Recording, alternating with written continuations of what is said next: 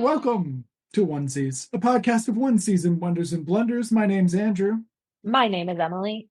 and we are back discussing 1978, actually, is Quark, episode 3 or episode 2.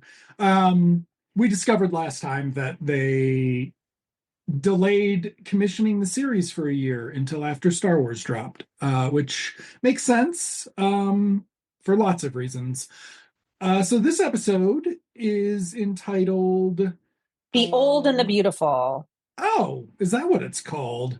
Yeah. Um, I was hoping it would be more soap opera-y, but it was zero soap opera. yeah.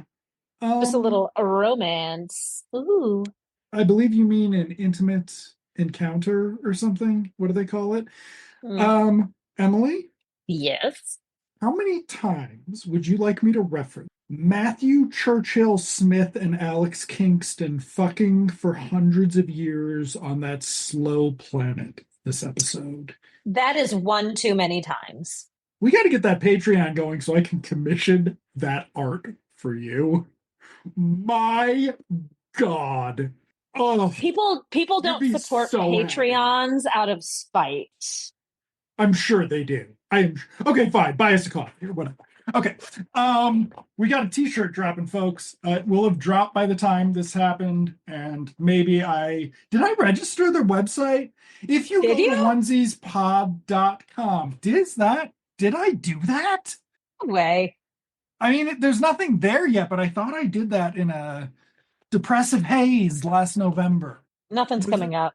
Apologies for the clicks if they came through. Okay, so Emily, since you enjoyed this episode, please start us off while I check this information. So we begin the episode on board the space station where humanity and from Earth and other living beings have populated, and um, there's some little comedy thing with some cousin it looking motherfucker trying to figure out why he can't score, and Palindrome tells him it's not because he can't dance, it's because he doesn't have a personality. And you can't teach personality. So, sorry, cousin it, you're never going to score. You're never going to score. You're never going to score. Um and then we go to a secret room where three captains are being given assignments, including our lovely Adam Quark. One is a space alien guy, and I forget what his assignment is, but he's not happy about it. The other is a beautiful lady.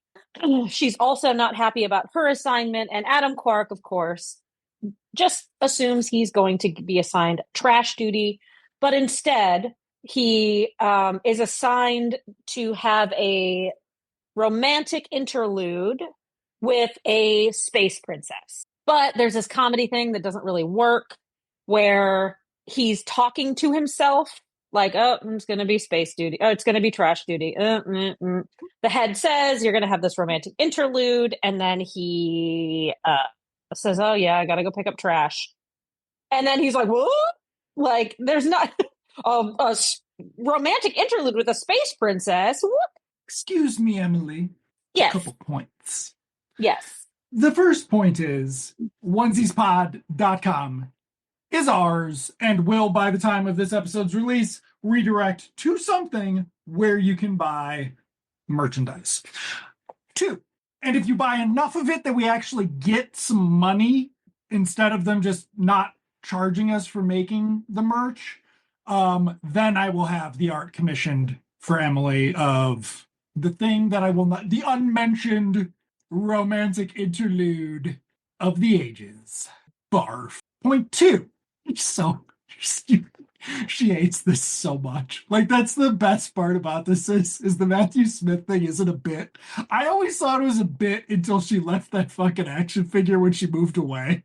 And then I realized it wasn't a bit. You, I forgot the action. I have no memory of this action figure.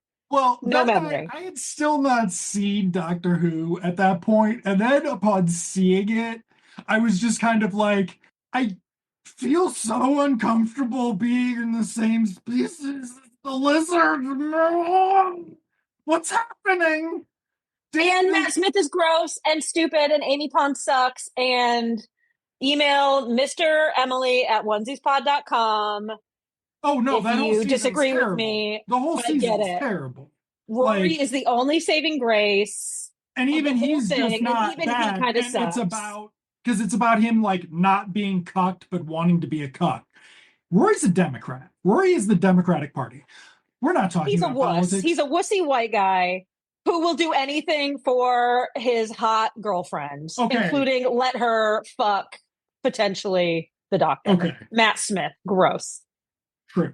That analogy works for the Democrats. Just replace Amy Pond with Donald Trump. Okay, moving on to You were correcting me. Point two. I was correcting you. Were trying you. to correct me because you're a white man and that's what you do.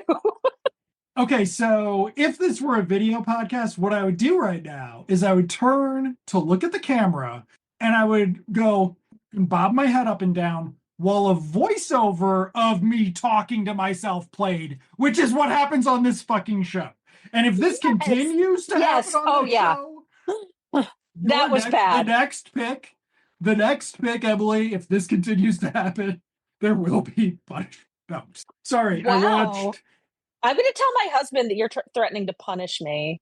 Cool. It's really bad. No, but that voiceover sucked. You're right. That voiceover sucked. We, in the pre-show, we discussed what Emily liked about the show, and I agree with her. It's just it's like not a good sign that that's what was good in this episode. Like, it's a bad sign. It was enough to keep me going for 25 minutes. That is true. Okay, so he gets his assignment. He goes back to his ship. If he does well on this, he's going to get a starship. He goes back to his ship. So, okay, but here's what happened in the last episode. He got an assignment he wasn't expecting with 3 other captains. And if he got the assignment completed, he was going to get a starship. Although in that episode, it wasn't promised to him. It was just assumed if I do good at this, then I could get promoted. Right. Then I could get promoted. Because even Palindrome, in the previous episode that we watched was like, I don't want to promote you. You suck. I mean, he says it here too. But Quark is really aiming for a promotion. And in this one, it is not promised to him, but Palindrome is like, if you want your own starship, this is what you have to do. Which I don't know why he even has to say that, because the fucking assignment is to go fuck a sexy princess, which he is game for. Spoiling this. Thank you. Yes, this is the show Emily liked. I'm sorry. I got a text this morning. That the romantic interlude Victorian euphemism, I couldn't just come out and say he was going to fuck her. That's also a funny scene at the end. Whatever. Doesn't matter. It's funny. Okay. Interesting. Wow. You really just like old men. Oh. It's nothing to do with the old men. I forgot. Mr. Emily's quite a bit more aged, and I forgot this is her kink. Her kink does involve throwing no kink shaming. No kink shaming. No kink shaming. I just wanted everyone to know about the hip thing. Okay, moving on. You did that to yourself. You did that to yourself. I did it. So he gets the assignment. He goes back on his ship and he's telling his crew. The Bettys are super upset because they do not want Adam having a romantic interlude with anybody but them. Gene is excited because he's ready for a starship. He wants to go out there and kick ass. And Ficus is Ficus. And the robot, Andy, the android, has very little to do in this episode except say, I've always wanted to get off this ship. That's all he does. I don't think he's even in the background of any scenes. He says something. He comes back in a bit. He comes back, I think, in like a very sexist bit in the background. And it's weird because is he like using his claws to chompy the Betty's butts? No, he's not. He's literally just making comments in the background. Like they don't know what to do with the cast. So I'm pretty sure who wrote that. Who's got the writer credit on this? Is it Zacharias? I don't even have it. It could be. He wrote a lot of these. I don't even have it pulled up. But it's kind of like, so last time we were wondering what the fuck an hour time slot would give Quark. Well, what it gave the show was like room to have a story, Yeah. because otherwise it's just a collection of scenes that go through the supporting cast getting in their bits. So, And their bits get old, especially the Bettys. Again, last time, very briefly, they had something to do, which is like pew, pew, pew, shoot Adam and have him use the source or whatever to yeah. try to whatever. Um, but this episode, they have very little to do that's not just like push a button simultaneously, whatever, And speak simultaneously. and speak simultaneously. So they're reducing the amount of, so basically what happened is the last episode was like the second pilot. The notes were, you've got way too many women who are talking who aren't talking about how they want to fuck somebody. And if they are talking about how they want to fuck somebody, they got to be talking about how they want to fuck somebody who wants to fuck them back. Because Adam doesn't want to fuck the Bettys because clones are gross, because he's a bigot. So we also get some like trans, some of our in-universe trans. We're going back to the giving it a side eye a bit more than we were last time. The female version of Jean is played much flakier. And Jean also does a lot of like Thomerson's doing a bunch of like feminine poses and shit, like sexy poses. It's weird. And it's like a regression. But okay, so he tells them about the mission, but then they've got a space bag that they need to pull in. Now, Yes. did we talk about the special guest star after show last time? I don't remember. I'm pretty sure we did. We talked about how I was Oh yeah. I think so. threatening Emily with next season. And it happened to be a one season show with Kirstie Alley before she was a piece of shit. Not sure if it was before she was a Scientologist, but the spectrum of her Was piece it of shit. before 1992 or whenever Yes. that movie came out with the talking babies? Yes. It was before that Okay, as that's well. when she became a Scientologist. Seriously?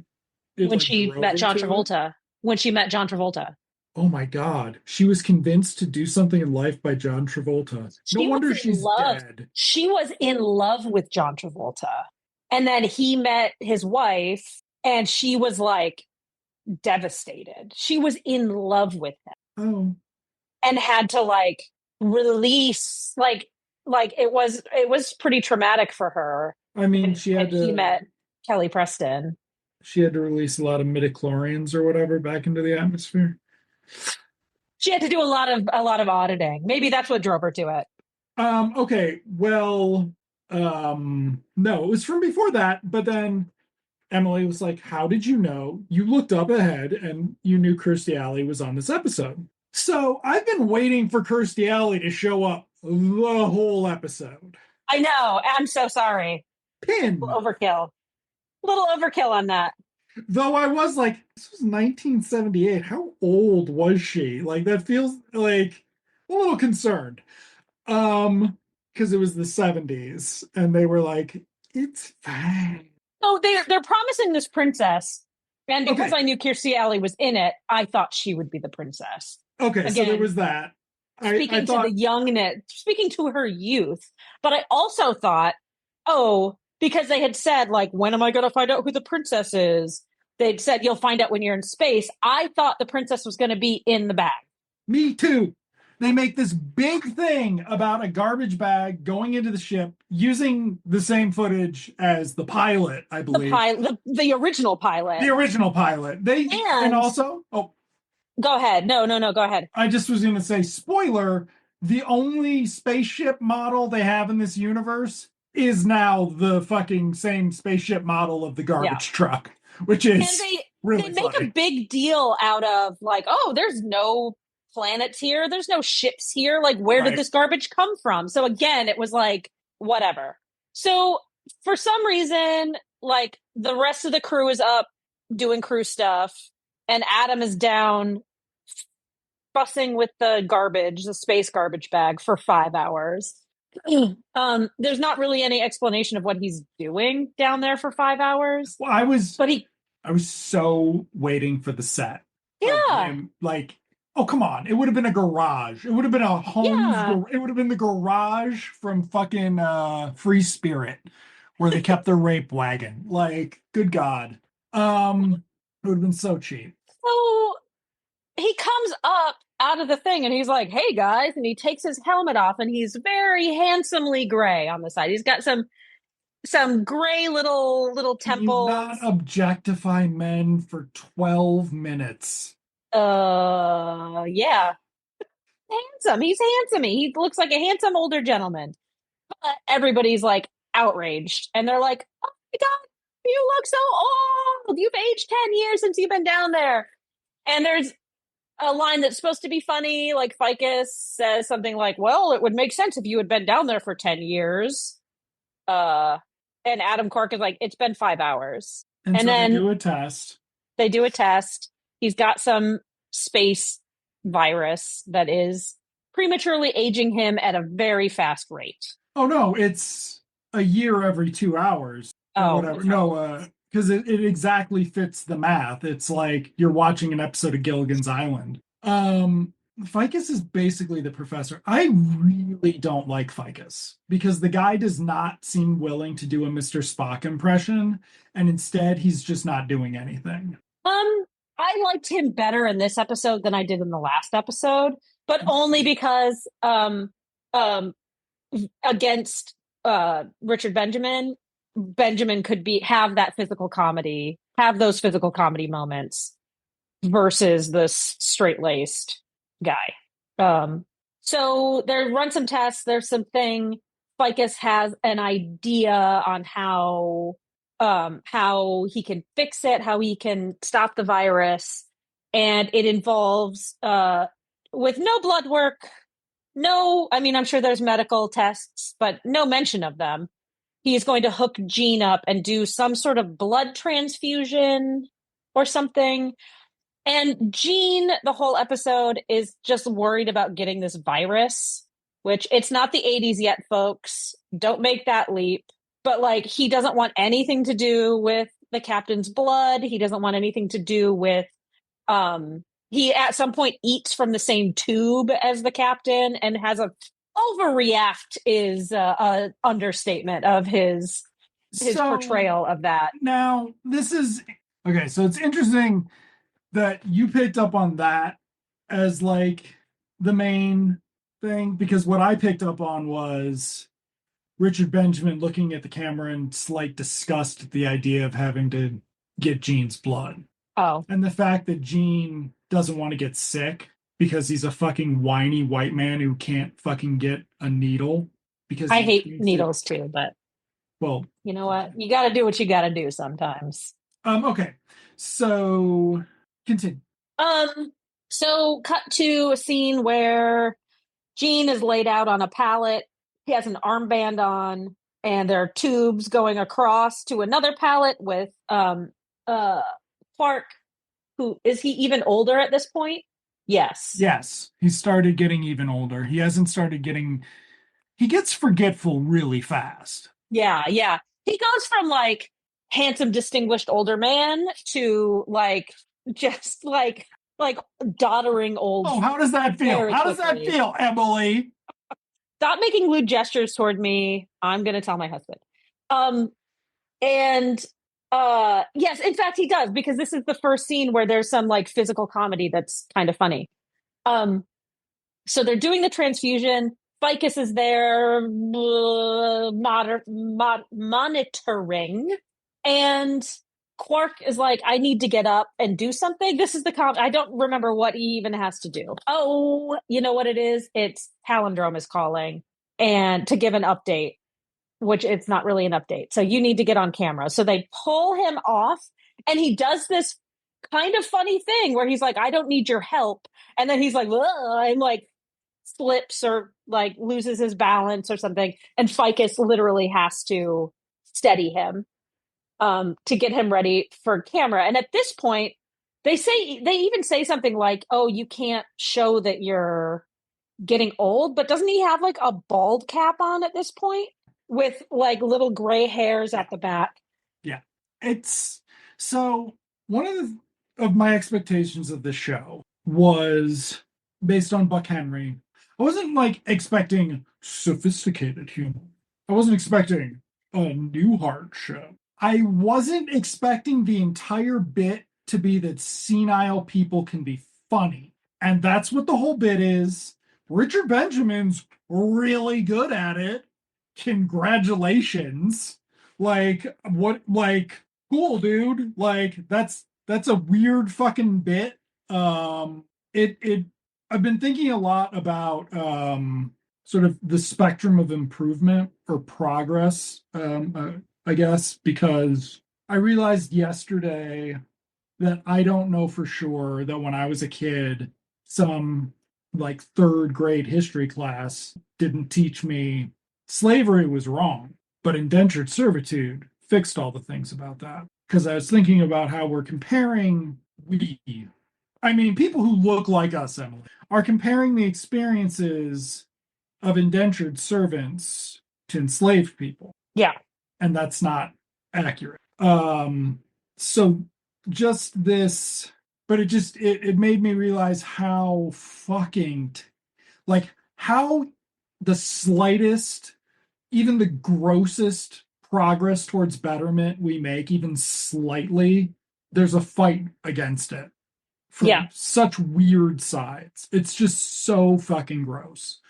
And it leads to like weird, like, we really tried to cure racism by telling racist jokes.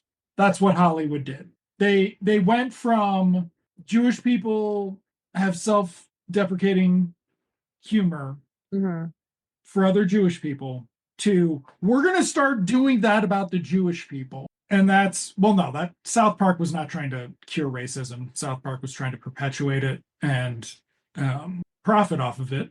And still does. They voted Trump. Did they? But proved Or are to you me they just didn't. making? Proved to me they didn't. I'm not. I'm not. I'm just. They voted for Bush.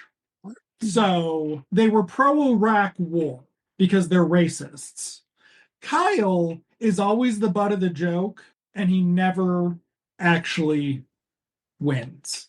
No, Kyle's the one who gets killed all the time.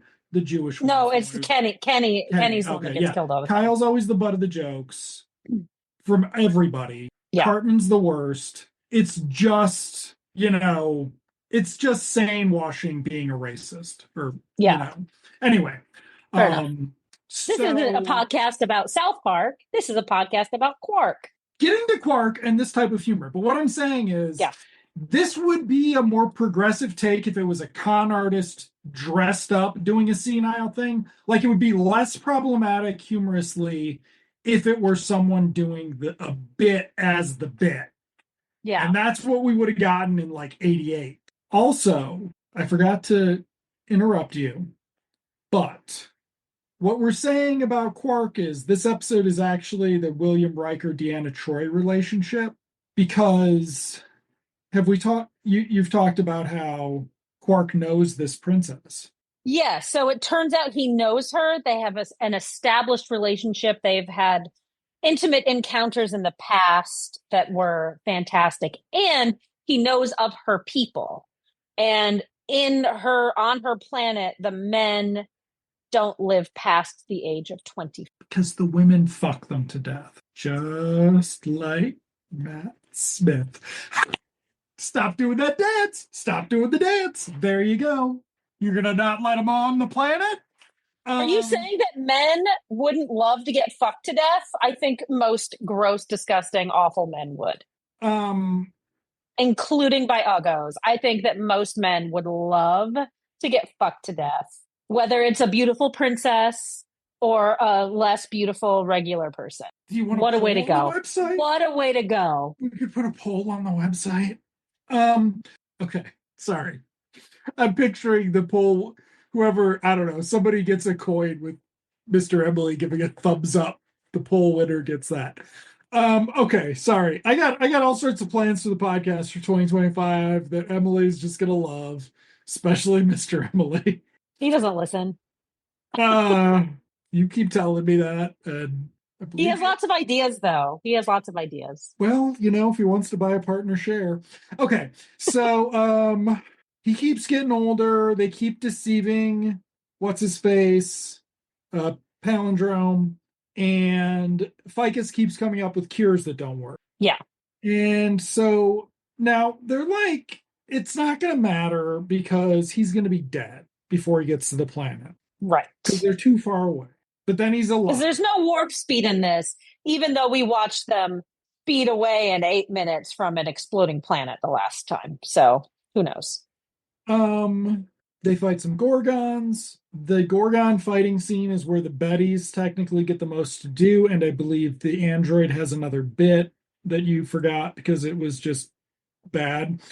I was going to say about the android. In the first episode, they have the head turned one way. Mm, Second episode, they had the head turned what seemed to be forward with eyes, and in this episode, they can't decide, which is a very strange thing to do. It's like a Data dance video. What if Data had been in the black or white video?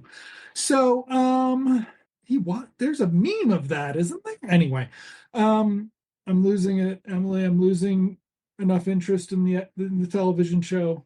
Bring us back. so the Bettys have something to do, but it's literally just hitting a button in unison.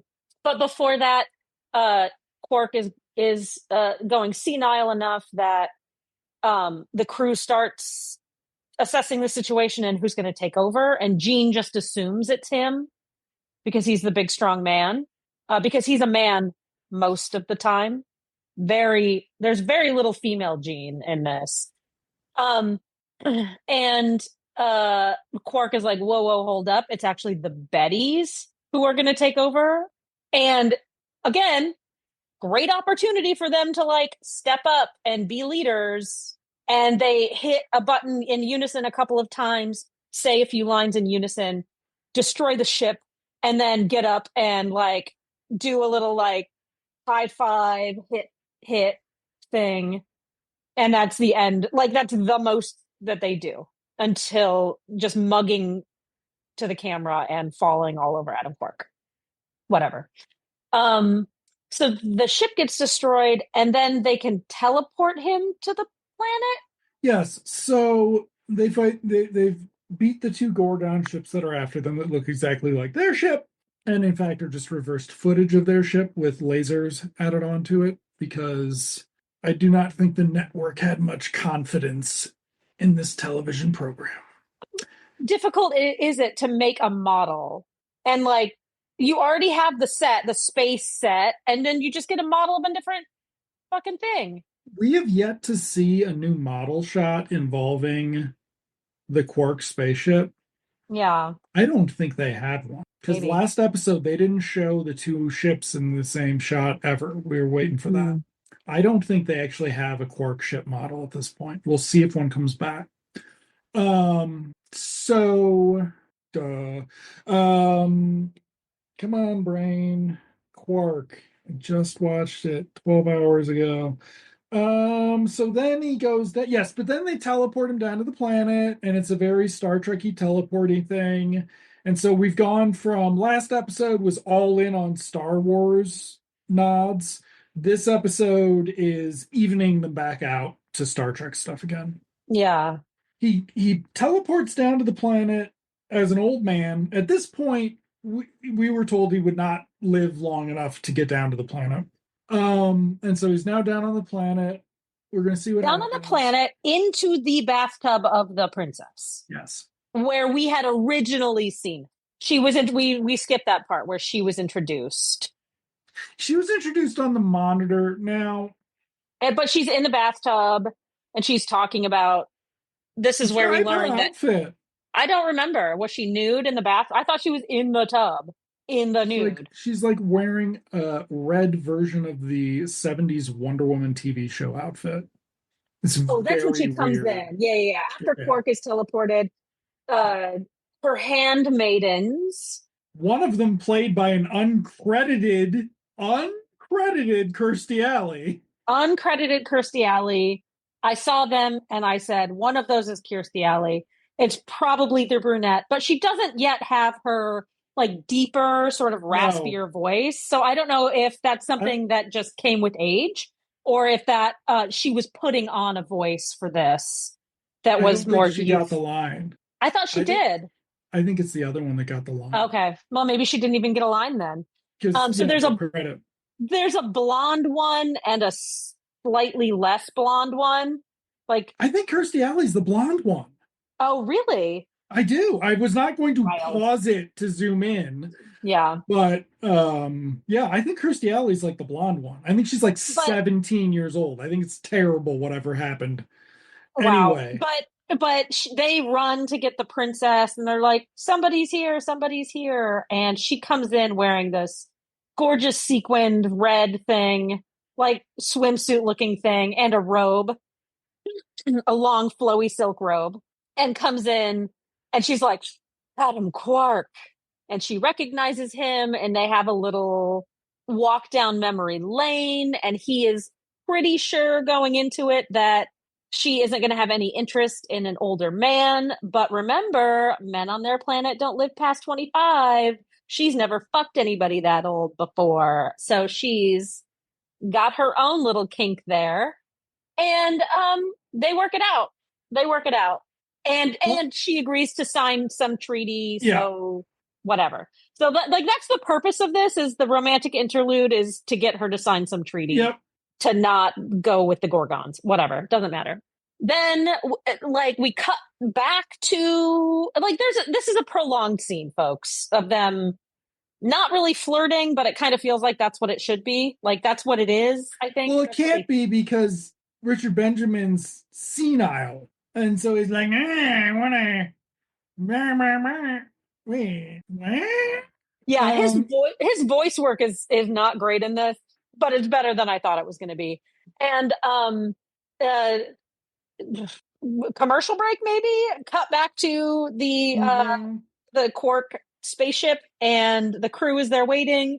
The voiceover from the princess says like, "Are you ready to teleport him back?" And they're like, "Yep, just throw his body on the transport beam," thinking that he's dead because again, he was not expected to live. Surprise! Adam Quark with his full, beautiful head of hair comes back, and he's young again. The Bettys are thrilled that he is back to his 6'1", not bent over, full head of hair frame. And Gene is, I don't remember what Gene's reaction is. He sits back down and he's like, job well done. Ficus says something like, that virus isn't gone, but I suspect that when you were down there, and this is the other funny scene. Again, 25 minutes, two funny scenes is enough to carry it. Where Ficus is like, I suspect on your mission, your blood pressure went up. And Quark just sort of like not with a shitty grin. I can't quite put a word on his face, but he's like, yep. And he's like, and I suppose that your heart was racing. And he's like, yep. And he's like, I suppose you did some heavy breathing. And he's like, yep. And congratulations, you are young again. But you will need 7 days of intimate whatever. And the Bettys are like, oh, Clark. And then he's like, or the shot. And gives them a shot that takes the virus away. And the Bettys are disappointed. And there's a shot at one of the clones, or whatever one was the clone. Whatever. The end, pretty much, right? Did I miss Yes. something big? Did we talk about how Palindrome tears up the recommendation for a starship? So Quark's not gonna No. get one. So we're resetting That's it going to be back a to running that. gag. Oh, good. Oh, is that what a gag is? Okay.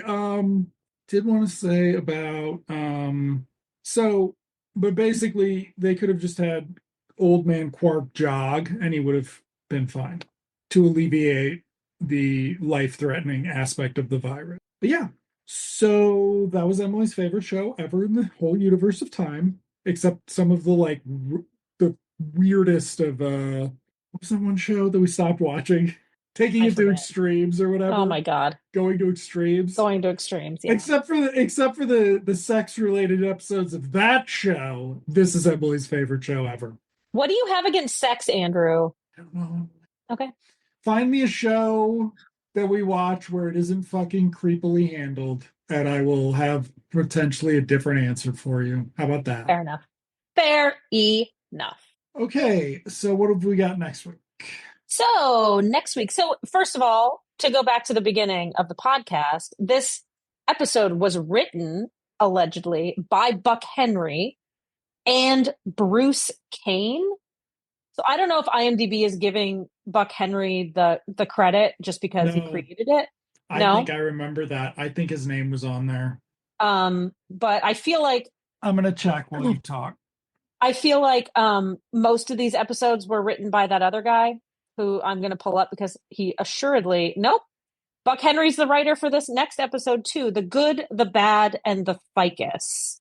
Buck Henry is credited as a writer on that with somebody else, Stewart something. So Quark and his crew leave Perma One, again the space station, on their usual mission to collect garbage. The starship is sucked into a black hole, causing it to vibrate and putting the ship under abnormal pressure.